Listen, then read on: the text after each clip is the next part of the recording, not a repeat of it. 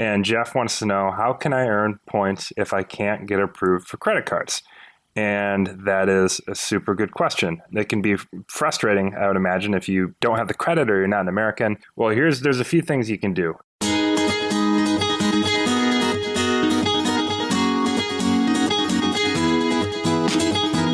Hey everybody, welcome to the Abroaders Travel Podcast, your weekly meetup with thousands of entrepreneurs, hustlers, creators, nomads, ninjas, wanderers, and world changers, all seeking to build the skills and connections to live a life without borders. If you want to learn more about what we do or download our entire podcast archive, check out the website, abroaders.com. Happy Wednesday morning and welcome to another episode of the Abroaders Podcast. I'm Eric. This is episode 108. And AJ and I are recording on Monday, the 1st of February. Today we're going to talk a little bit about some inspirational and aspirational places that we've been setting our sights on to travel, spots around the world that we haven't gone yet. And we're going to talk a little bit about how you can get to some of those potentially more isolated or more difficult to reach places using miles. And we're going to have show notes for today's episode at abroaders.com/aspirations. All right, man. How's it going, AJ? It's going well, man. Checking in from Belgrade, Serbia. Amazing. So I didn't know you were leaving Budapest. The last thing I heard from you was that you were going to get on the night train and that you might not be around to work the next day because you were probably going to have to stay up all night to watch your gear. How did that go, man? I ended up opting for the day train. I was too tired. I didn't trust myself to be able to stay awake. So supposedly, if you just do a little Google query, the night train from Budapest to Belgrade is infamous. It appears there's a lot of illicit activity that goes on the train, and if you're not watching your gear, there's a high likelihood that it can be snatched. And fearing that I would fall asleep on the night train, I opted to wait until the next morning, take the day train, which was still kind of bogus, but it was a pretty cool experience. It was pretty interesting to see. I forget which travel writer there was, even though you're heading pretty much south. So Serbia is to Hungary's south, Belgrade's in Serbia. And they pretty much say as you go south, it feels like you're going east. Even though it's not further east in Europe, you definitely get the more Eastern European feel the further south you go on the voyage. What's been your first impression of Belgrade so far? How does the city feel? What's it look like? What's sort of the... It's been very consistent with the little bit of research I've done. An ugly exterior. It's not a beautiful city. I mean, there are some historic things and there's some cool churches and buildings, but it's really an ugly city. It really is on the exterior. But everyone that has come here has loved it. And it's beautiful on the interior. The people, the fabric of the society is super good vibes, friendly people. Which I've gotten that. I've gotten the people have been extremely friendly. The city is extremely ugly, but I'm excited to meet some people and get to know a little bit more about the city. And what I mentioned to you before the call is I don't think I've been to a place that has so recently had conflict. I mean, we're talking the war in 1999. What now? The coalition, like NATO was doing airstrikes. NATO was bombing Belgrade over the Kosovo issue. So it's pretty crazy that not that long ago, this place was being bombed and there was a war. And it was the Americans and the Brits that were really, really siding with the Albanians. So I was wondering if there'd be a little bit of hostility towards the Americans. They're not the best vibes, but I think the people are good people and they compartmentalize that and they maybe aren't keen on the U.S. government, but they're super keen to meet and chat with Americans. That's very cool. And so far, has the level of English been pretty good? And also, have you learned any words in the local language? Man, that's on my to-do list tonight to learn the numbers and to learn some simple Serbian, because that has been a little bit of a challenge. I got blindsided the first time I went to the grocery store. I was assuming there would be some type of cash register that would show me what I owed, and then I could just produce the bills. But Mm-hmm. the lady said it in Serbian, and why wouldn't she say it in Serbian? I didn't have a damn clue exactly how much money I owed. I knew like roughly. So from now on, if I go buy some groceries or some snacks or something, I keep a mental math tally so I know exactly how much I have to pay, so I can, not look like an asshole holding out an amount of money that I'm just not confident if it's way too much or not enough. Um, so yeah, That brings a nice picture to mind. I've definitely been there, and you've got exchange rate to keep track of, and then you got to try and do the math, and then think of the numbers, and boy, definitely takes a little bit of time always to get into the flow of society wherever you show up. yeah, it's very affordable though. My Airbnb place is quite affordable, but still, the guy's got to be making a lot of money because I know the local housing market is super affordable. But Hmm. the exchange rate, I believe it's dinars is their local currency. $1 gets you about 112. If you want to buy, grab a lunch, you can get a lunch for, I don't know, $3. The slice of pizza across the street for me is like 90 cents. Coke, 45 cents. So it's super affordable here. I'm always curious about what sort of the local culture's hours are. I mean, we've got on one extreme, Buenos Aires, where people go out to eat at 11 o'clock and start partying at midnight or 1 o'clock. And then, I've been places like in Colombia, if you're up at 4:30 in the morning, the orange juice vendor is already out on the street.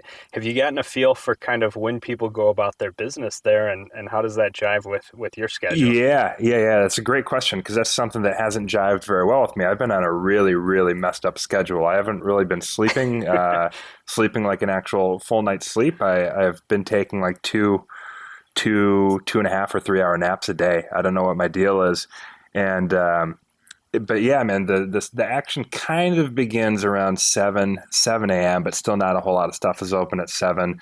There's a kiosk across the street if I need some bottled water or a snack or something. But most grocery stores open up around 7:30, and they close fairly early. It's interesting because the city is known for nightlife, and they've got these famous clubs that are open until the sunrise. But if you're out after 10 p.m. looking for something, it's quite difficult. I mean, my first couple of days here, I was just waiting it out until 7 a.m. until the grocery store opened, so I could go get some food and some stuff. Like I'm up at 4:30 and there's just nothing going on, no options at all. So I'm just kind of doing some work and waiting until I know that grocery store across the street opens up at 7, and then I can grab something. But not really a 24/7. City, which is funny because a lot of places advertise themselves as 24/7, and they most definitely are not. They're open like, I don't know, like 13, 14 hours a day. Oh, always fun, man. Gotta schedule and gotta make sure that you adjust to their lifestyle, because you can't expect everywhere is gonna have an open place to get food or an open place to take care of what you need. Yeah, Definitely absolutely, man. interesting. Let's talk some news and updates before we get into the other destinations that we have on our list today. We got a couple of new updates, and I'm excited about the Citibank one because that was one that was actually contributed by one of our community members. So special thanks to Alan for putting that out. AJ, you want to give everybody the breakdown of what's going on with the Citi checking? Yeah, so Citi has a current promotion where you can get 50,000 AA Advantage points. Now it's not super straightforward. So there's 3 different checking accounts you can open up. There's basic banking, there's the Citibank, and then there's the Citi Gold. And the Citi Gold is the account package that will give you the 50,000 points. So what you need to do is you need to open up a Citi Gold checking account. You're going to need a qualifying debit card purchase of $1,000, and then also a qualifying bill payment. So you need one or 2 consecutive calendar months of bill payment. And so to give you guys an idea on this, sorry I didn't mention this, the window is 60 days. So you can essentially look at it as a minimum spend of $1,000 over 60 days, and you need to pay pay a bill a couple months on this. Now there is a little bit of a catch here. So the City Gold checking account does have a fee, but it is waived for the first 2 months. So it's $30 a month. It's waived for the first 2 months. So if you're waiting, I don't know, until the third month to get your points, you may pay $30 for this before you shut it down. But $30 is a minuscule investment considering 50,000 AA points. And I do believe also that it is possible to avoid the $30 a month fee if you have enough money in the account. So as I remember, I think it was a sort of a minimum investment. And so if you happen to have some, retirement funds that are sort of easily liquid and could be moved to a checking account short term or something like that, I think you can get around it. Do you know if there's any minimum deposit to actually get the 50,000 American points? You know what? I don't. Not that I'm seeing here because I'm on the offer right now, and I don't think so. The offer is attached to the qualifying debit card purchase and then the bill payment. So what it says is for the City Gold, the 50,000 points, the qualifying debit card purchase is $1,000, and then the qualifying bill payment is one or more bills for 2 consecutive calendar months. That sounds pretty awesome. I wonder if I've got enough time to get on that and get a debit card before I get out of the country. Yes. That seems like a pretty low hurdle to clear for 50,000 City American Airlines points. That's going to get you easily a business class if you manage to get those points before the devaluation March 22nd, easily business class to South America or to Europe, and pretty close to business class back and forth from the US. If you end up waiting till after, you're going to pay a little bit more in business class. But either way, I mean, that's a round trip to South America done at the right time of year in economy. That's a lot of flying. That could save you a big chunk of money on airfare. Yeah, man, absolutely. And this offer is valid through March 31st. So there's a little bit of time to get your ducks in a row and to make that happen. And we'll put in the show notes a link to the offer where you can apply. There's a promo code you can use to apply, and then there's also a number that you can apply over the phone. Awesome. Okay. And again, a special thanks to Alan for bringing that to our attention. He is a new member of the Abroaders membership and just posted it in our private forum about a week and a half ago. So thank you so much for sharing that. I know we've got at least a couple of people that have reported back that they're in the process of earning those points, working on that $1,000 spend. So thanks a lot. Hopefully some of you guys out there can get in on it. And let's see, what else do we have for updates for this week, man? One that is a really, really interesting offer is, I don't know if you've heard about OneGo, but it's an unlimited flying subscription in the US. Okay. So how it works is you can pick either a region or go national. So there's, I believe, the 3 regions. There's the West, there's the Central US, and then there's the Eastern US, which would actually, Michigan would be in the Eastern US. And the subscriptions are anywhere from $1,500 to, I think, $2,900. And it's unlimited flying within the U.S. And I'm not exactly clear. I don't think you necessarily get to choose the airline every time, but it is the major airlines. And I looked in the FAQs, and which, by the way, thank you, Heels First Travel, for making me aware of this. And I did a little due diligence, and I did double check some things she had to say.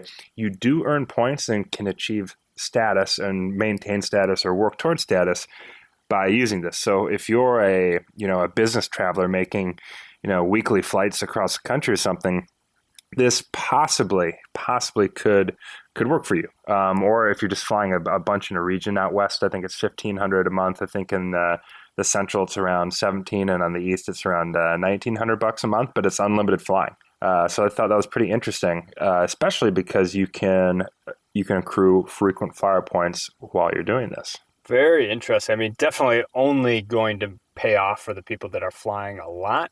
And it does look like they've got a setup fee of close to $500. So at the small print, it says $495 is the account setup fee.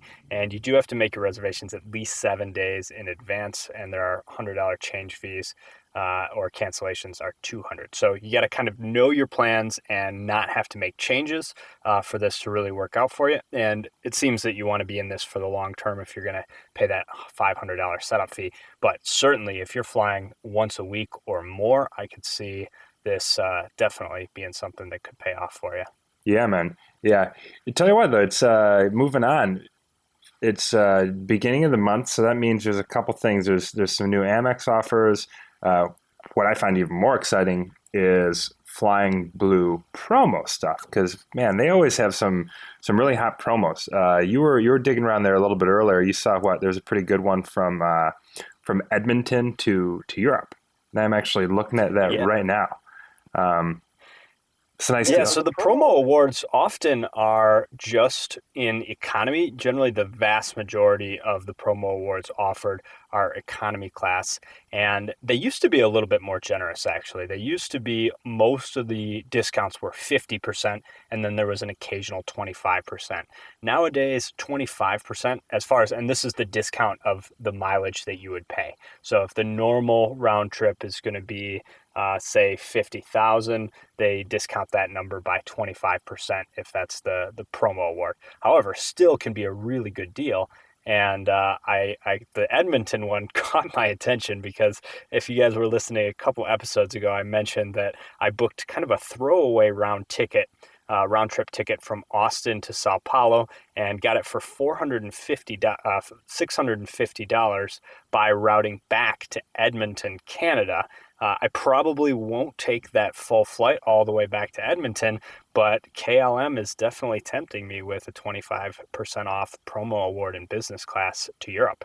Yeah, that's nice. I mean, to give people an idea of another one that's available is we've got heading to and from, or either way, Houston to Europe for 18,750 points.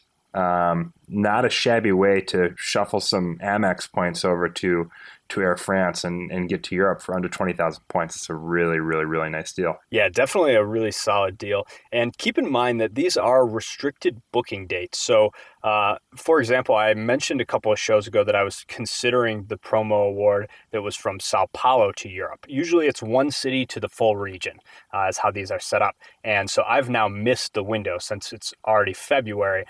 Those were bookable in January, and then there was a 2-month travel window. So the ones we're talking about today are bookable just in February, so the 1st through the 29th, and they're for travel between April 1st and May 31st. All right, so that pretty much wraps it up for news and updates. Hope you guys are able to benefit from a couple of those opportunities. Before we actually get into our aspirational destinations, I think we've got a listener question. Yeah, so this is from Jeff. And Jeff wants to know, how can I earn points if I can't get approved for credit cards? And that is a super good question. It can be frustrating, I would imagine, if you don't have the credit or you're not an American.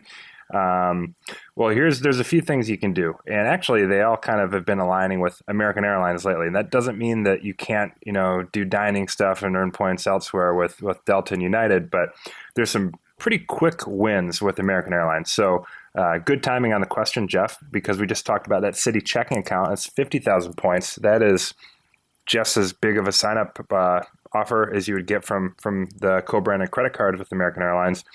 And there's a couple other ones that I've identified as quick wins depending on your situation. So American Airlines has a relationship with Bank Direct.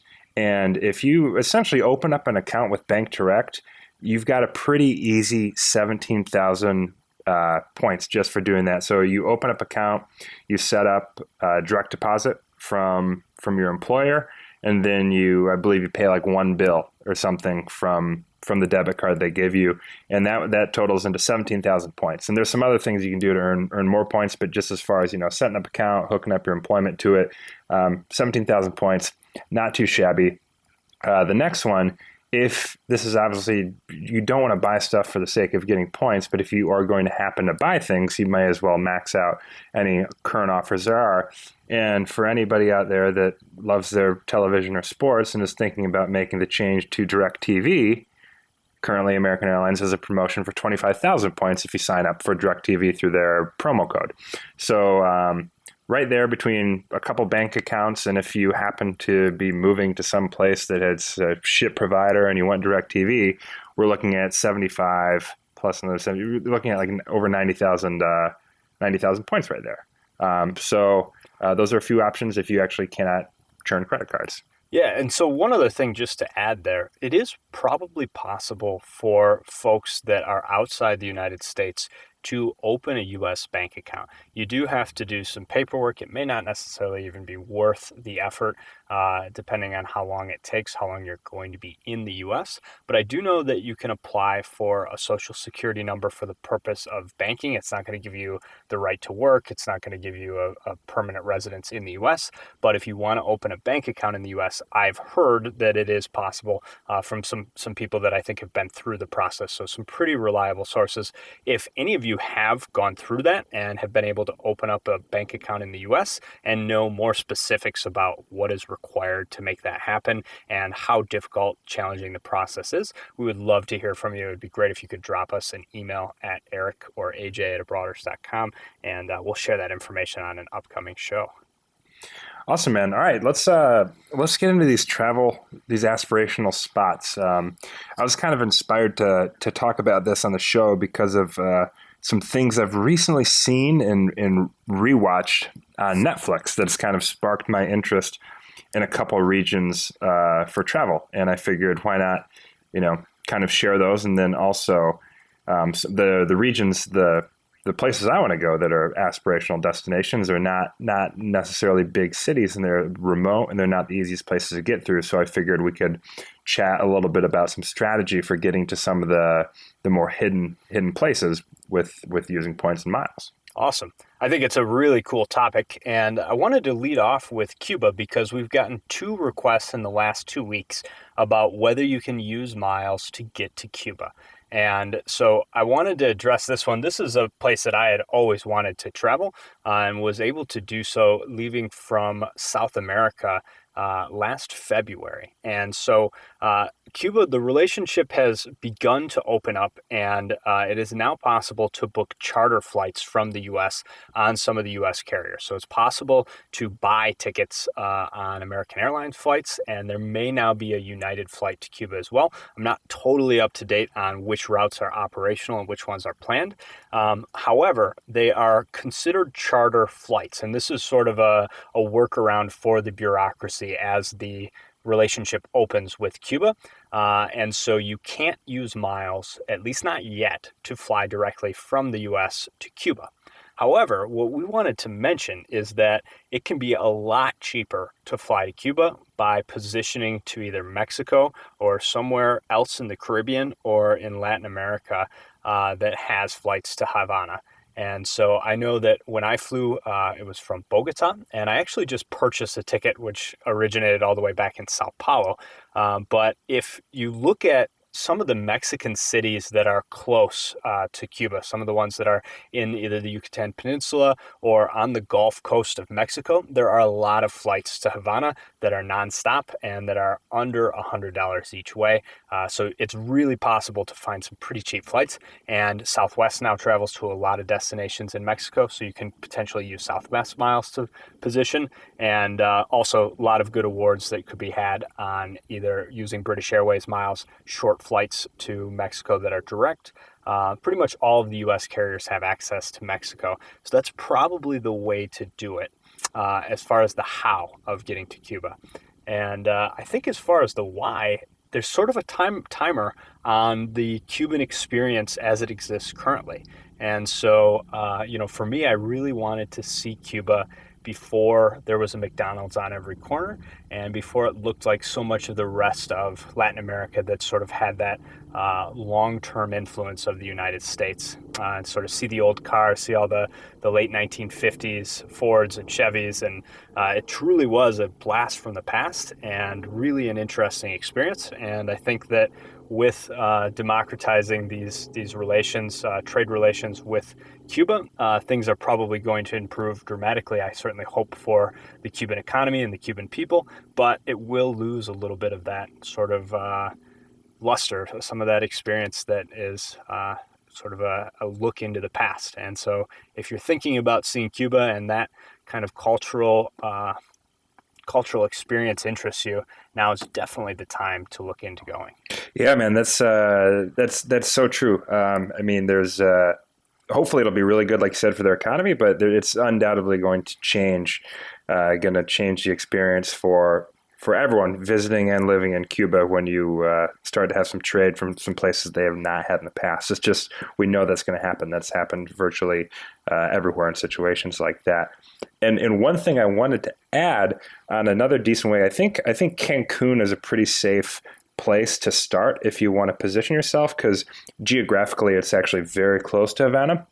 But another one, if you want to kind of just take a peek at some other options, I would reverse engineer flights to Havana using Google Flights. I'd go to google.com/flights, and I would pick an arbitrary location around Cuba, fly out of Havana, and then on the map, it'll show you the prices to all the different cities around there, so you could see if there's any trends for airfare to and from Havana that are more attractive. And I actually just pulled it up right now, and Cancun is the cheapest. It's also one of the closest as well. One that's been top of mind for me lately because of two main things I've seen on Netflix that's just really inspired me to go there is Patagonia. So Patagonia is not a city. It's a region. It's a big region, and it spans across two countries, Chile and Argentina, the southern parts of those countries.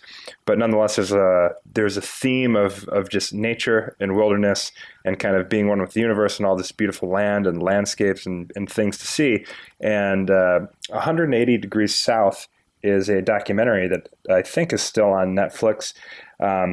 Super, super cool. It's done by Jeff Johnson, and he essentially recreated a trip that Yvon Chouinard and Doug Tompkins took back in 1968. And so Yvon is the founder of Patagonia, the clothing line that was originally like a climbing company, and then Doug Tompkins is the founder of North Face. And actually, Doug Tompkins just died in a kayaking accident down there. But these guys are legends. And for anyone that's into kind of adventure travel, this is a super cool story. I mean, it's really crazy to think that back in '68, Yvon and Doug were just, as they described themselves, a couple of dirtbag climbers that decided to go all the way from California and work their way to South America and then work their way down through Colombia. I mean, crazy trip.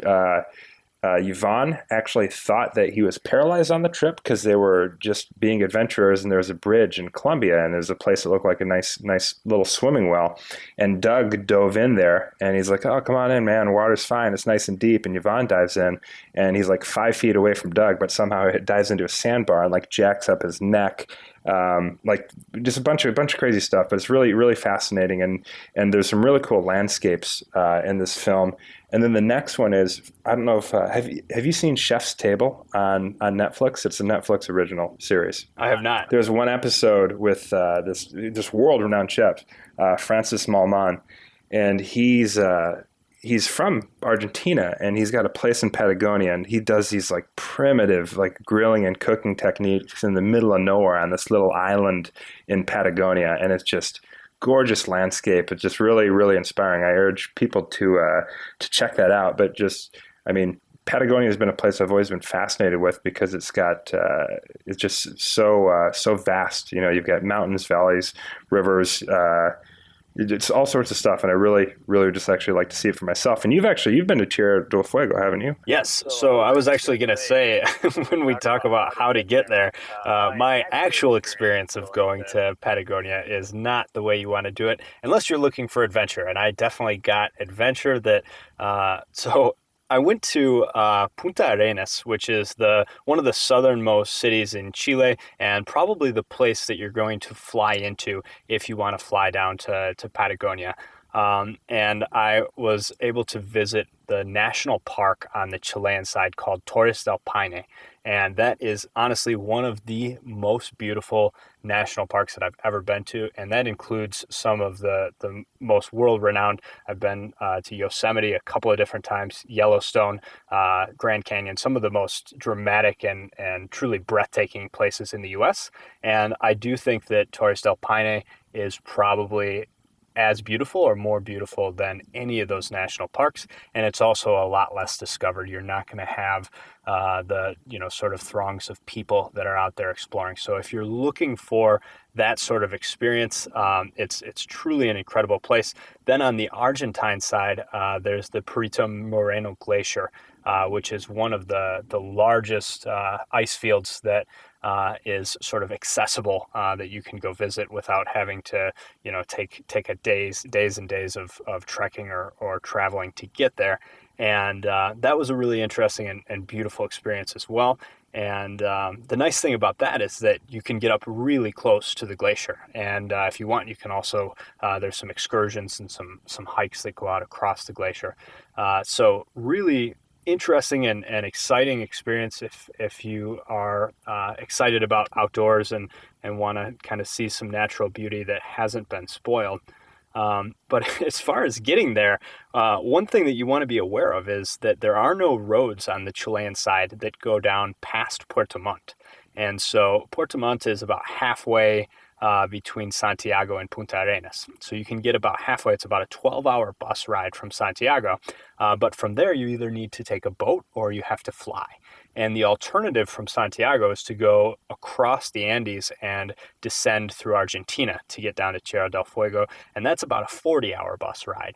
So you probably are looking at flying. What I ended up doing is actually taking a 12-hour bus ride to Puerto Montt and then paying 3 times as much for a flight from Puerto Montt to Punta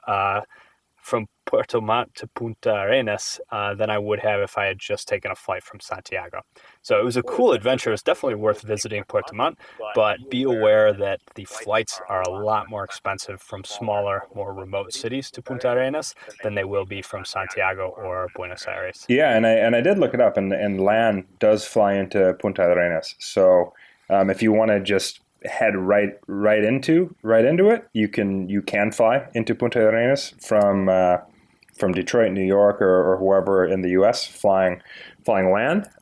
So that is an option. And one more thing, I thought I should when I was like doing a little bit of research on these dudes, on Yvonne and Doug, is Doug bought over 2 million acres in Argentina and Chile for conservation purposes. Wow, very cool. Before we move on to the next place, one other note about getting down with points is that you can fly LAN using British Airways points. So any of those direct flights that you're looking at, you're going to be able to use LAN and as the carrier and book with British Airways to get either 4,500 or 7,500 point flights one way from either Santiago or from any other area in the region that's serviced by LAN. So it's a really good strategy to just fly into Santiago or into Buenos Aires.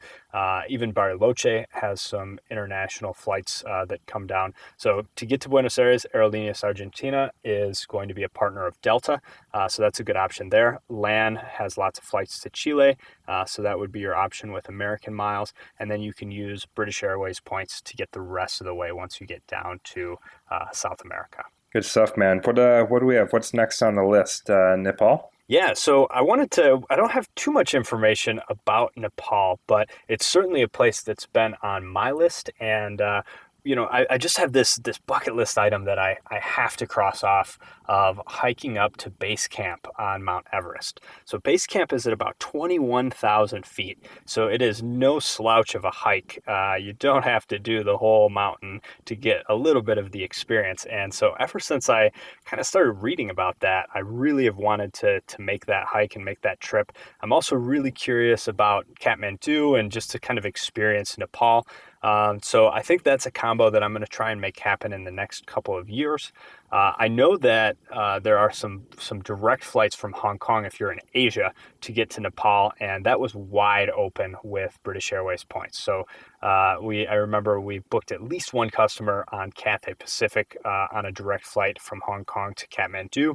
There's lots of ways that you can reach Hong Kong with Cathay and other Asian airlines. Even AirAsia has a lot of routes into Hong Kong, so it should be pretty cheap to get to Nepal from Southeast Asia or even East Asia. I know that there's also quite a few direct flights from Europe, so there's lots of options as far as getting there, and just a place that I think is probably going to be a pretty cool experience and quite different from a lot of other places that I've traveled at least. So certainly on my list to check out in the near future. Yeah, man, that is not exactly on my list, but if you tossed it on my list, I would not remove it, man. Definitely some serious intrigue with Nepal, and then kind of like a non-serious comical note. I can never stop thinking about. There's something about Mary when he's running his little con at the driving range, and he knows that like this chick is really interested in Nepal, and he pulls out these coins out of his pocket, and he's all I've got are these damn Nepalese coins. Shit. So I would love to come back with some I'll Nepalese definitely coins. bring you along if I make this trip happen. I think it would be a fun one to film and document for the Abroaders community. We put out a call a little while ago, and I would really like to interview someone who's done the base camp hike. So if any of you guys have had that experience or are planning that trip, reach out to us because it would be really fun to talk that over, and I'd like to learn more about the experience of hiking up to base camp. Oh man, you'd meet so many interesting people at base camp of Everest. There'd just be so many characters, so many stories, man. Like that'd be a great experience. Absolutely. All right, man. The final one I've got on my list is a little bit cliche, but that's not going to stop me from having it on the list. And that's Mount Kilmanjaro. A couple things. Number one, it just seeing photos and hearing stories and some friends that have done it. It's not an excruciating climb or hike, but that doesn't mean that it's not an amazing destination. And I've never stepped foot in Africa. And for as much travel as I've done, that kind of disappoints me. It's such a big continent, and there's so many things to see. And the fact that I haven't even been to one country or one city disappoints me a little bit. And as far as Mount Kilimanjaro, there's a lot of different ways to get there. One of the more accessible ways to get in and relatively close would be Nairobi, Kenya. That's about an hour flight away from some smaller local airports that you can fly into and get set up, and you could do the hike / climb, and you could do all the sightseeing around Mount Kilimanjaro.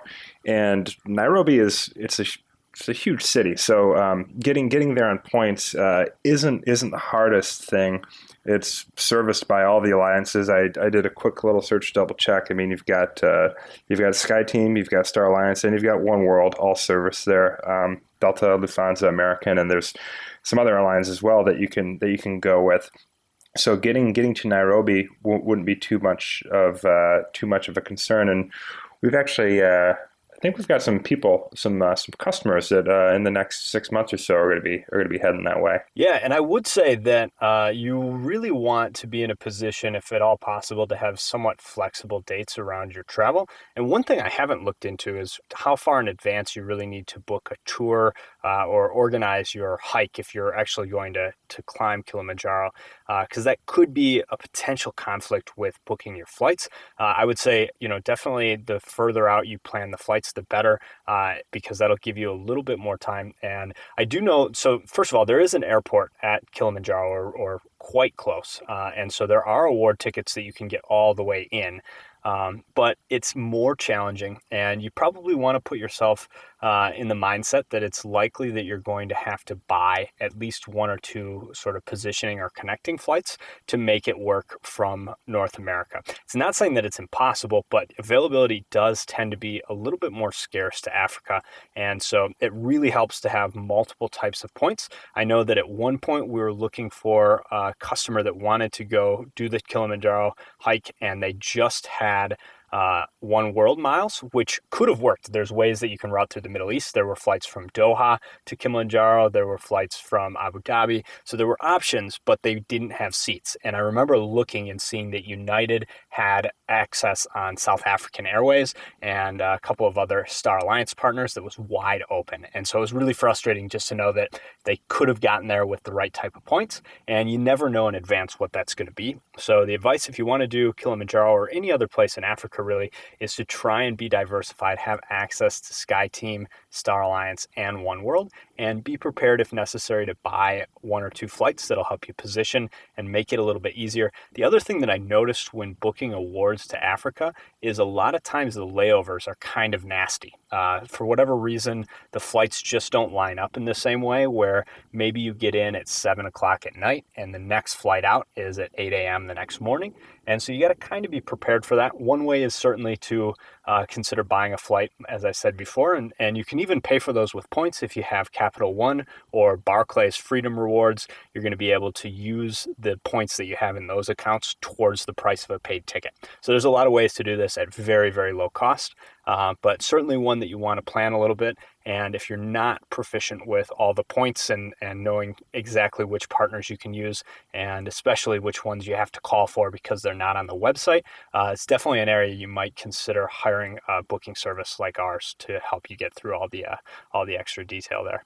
Yeah, absolutely, man. I remember a while back looking at an award there, and it was definitely more of a bear than the other regions of the world. I know Janelle spent like 10 hours on One Africa. It's just like it was the most intense research project that we had to date. It was early last year, and I know that she like checked in with me at like the 10 or 12 hour mark and was like, "I think we're gonna get this, just so you know, but it's gonna take a long time. Like we're gonna be at least 12 or 15 hours of searching before we get this squared away." So it's definitely an effort, but it's also a great learning experience. I mean, I helped out with that one and learned a ton about the different partners in Africa. So if you're into travel hacking in sort of a do-it-yourself type way, this is sort of a scenario that'll pull out all the stops and really make it a learning experience where once you've figured out how to book to Africa, everything else is going to seem easy. Yeah, man, that's good stuff. Well, those are the only aspirational destinations that we wanted to feature. So for all the listeners, we're curious, where do you want to go? What's an aspirational spot or two? Head on over to abroaders.com/aspirations. Let us know where you want to travel. And a couple more things too. If you want help with this, we would love to sort it out for you with our premium service. If you just want to kind of see what your options may be, take advantage of a free consultation from us, 30 minutes, completely free. We'll provide some insight. We'll see if we can help you. It's not enough time to do everything, but we can definitely set you straight on some things. And then finally, for the do-it-yourselfer, you can join our community at abroaders.com/membership. Awesome. Sounds good. I think the one thing, the biggest takeaway here is, keep dreaming and keep, planning out those trips that seem a little bit out of range. I think most of my best travel experiences have been to places that were uncomfortable for me to start with. Uncomfortable to think about, uncomfortable to plan, and certainly uncomfortable the first day showing up. So I'm really curious. I'm looking forward to hearing that feedback from you guys and sort of find out some of the destinations that have been on your bucket list. And so definitely reach out, and I think we should have all the links there in the show notes at abroaders.com/aspirations. So looking forward to hearing from you guys. Yeah, man, I've got one more announcement that we forgot to make. So if you're a loyal podcast listener, you do know that we were on the hunt for a CTO, somebody to help bring our vision to life, somebody that had technical chops. And we're super excited that we found our guy in the form of George. So we do have our CTO. For those that did reach out to us, referring some friends or people interested in the job, thank you so much. But this was just really a perfect fit for us. I actually met George in Barcelona this past year, and then it was actually a kind of a mutual friend got us in touch, and Erik and I got in touch with George. We're all on the same page, and we're super, super, super keen on having him on board, and we're currently building. Yeah. And again, thank you so much to everybody in our community that reached out and either applied for the position themselves or passed along our information to people that they knew might be interested. We truly got an incredible set of applications for this position. And please know if you did apply, there are certainly going to be other opportunities. We got some very talented technical folks, some really great coders, and very high quality applications. And so, we're definitely on the path to growing rapidly, and we're really excited about what's coming in the future. And so So, we definitely will be reaching out to some of the other folks that were on that application as new positions open up. What we're working on is pretty exciting.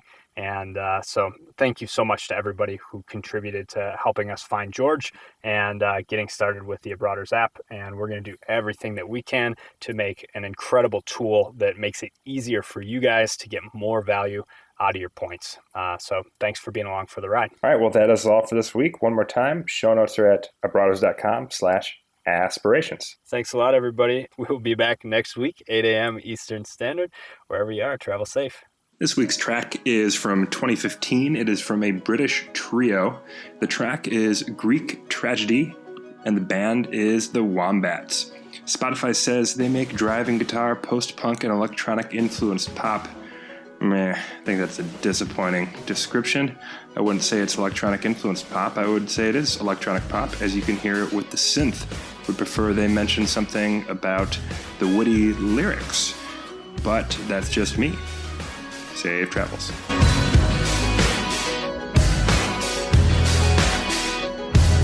Hey, brothers, don't be shy. Hop over to the website and join our email list for exclusive travel hacking content.